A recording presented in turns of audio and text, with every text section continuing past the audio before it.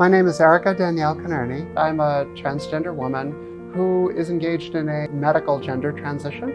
I'm a male to female transsexual. To be transgender, to step out on the streets of New York City as who you are, it can create a lot of stress, a lot of anxiety. I do get harassed on the street. I've had 3 surgeries at Mount Sinai. I had vaginoplasty or bottom surgery. I had breast augmentation. And then recently I had a surgery called FFS, facial feminization surgery, which is a facial reconstruction. All 3 of these surgeries are very important to trans women who decide to have them. Not all of us do. They make the idea of who I am more in sync with or in tune with my body. And that means that I'm able to interact with the world with more confidence. I usually go to the Mount Sinai Center for Transgender Medicine and Surgery, or CTMS. Lately, I'm often going to the surgical offices at 10 Union Square East. And my surgeries themselves have taken place at New York Eye and Ear Infirmary. At CTMS, I had a psychologist, Dr. Catherine Williams, and she was very useful in getting me to the right place in my mind when I was ready to deal with them. At the surgical offices, I was a patient of Dr. John Henry Pang, who was very supportive and communicated very well with me and very clearly with me about what the surgeries entailed and what I should expect and the recovery process. Over at the New York Eye and Ear Infirmary, the team over there is fantastic. They really took care of me from the moment I got there to the moment I was discharged. They were professional, they were supportive, and the minute you walk in, you just feel like you're a place where people understand you. At each place, I got a lot of support from the staff, and people were very open and sensitive to where I was at, and getting me ready, and getting me through the process, and getting me through the recovery. I have memories of my surgeries at New York Eye and Ear Infirmary. When I woke up from surgery, I was in the recovery room.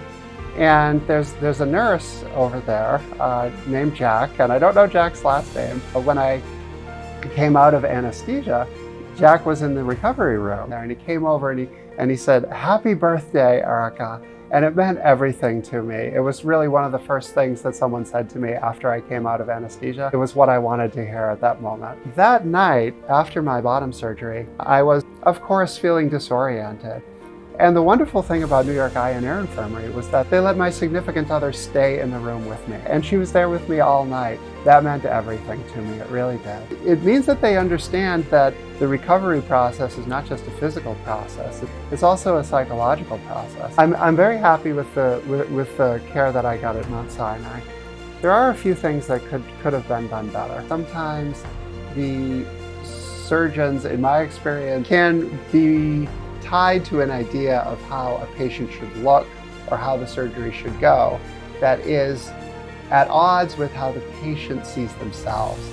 And there needs to be better communication. On the lead up to my breast augmentation, there was a prolonged back and forth with the surgical team about what size my breasts should be.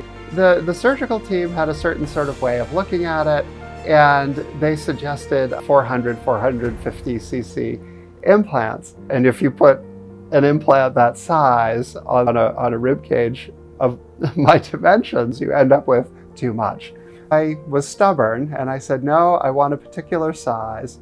And then finally the surgical team did the size that I wanted, and I'm happy with them. And the surgical team themselves said after the surgery, Erica, you were right. They're the right size for you. They look right on you. Your patients know best in terms of how they want their face to look, how they want their breasts to look. So you do need to listen to them and to be flexible. Along those lines, I wonder if there's an opportunity here to include in the surgical team itself someone who can communicate with the patients using their own language or in their own language. I work as a counselor at the LGBT Center on 13th Street.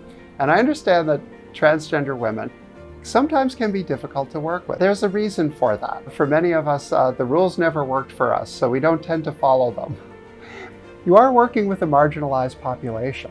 You are working with people for whom discrimination, prejudice, and bigotry are part of their everyday life. It's made easier or made better when there's someone in the office who's aware of and conversant in the issues that matter to transgender women. When it comes to, say, something like bottom surgery, the patient oftentimes has been spending a lifetime getting ready for these surgeries. In my case, they said, well, we can't do that date. You don't mind doing it 6 months later. Well, you know what? And it's hard to explain to people who aren't trans. But when you're ready for the surgery, you're ready, and you're ready right then. There's an opportunity to make things better by being more sensitive about the effect of doing something like moving the surgery date can have on your patients. It can really produce a lot of anxiety.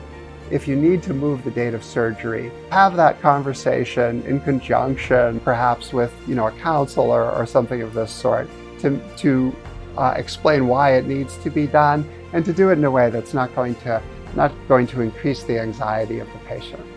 The relationship between the medical establishment and transgender people can go wrong when the medical establishment lets the theory and their ideas of what transgender people are get ahead of the actual lived experience of transgender people.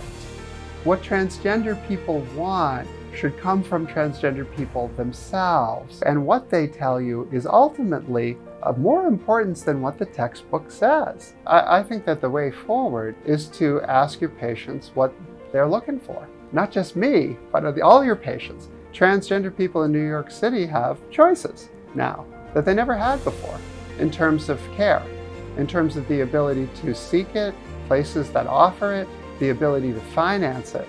If you're going to attract those patients, you need to tailor your program to their needs. And the way you could do this is by partnering with your patients to design better care.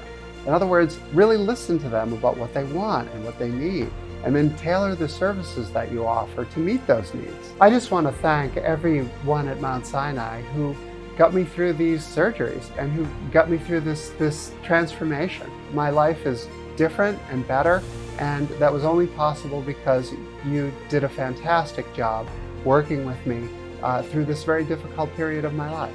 And I'm grateful that you're committed to continuing to make things better for transgender patients in your hospital.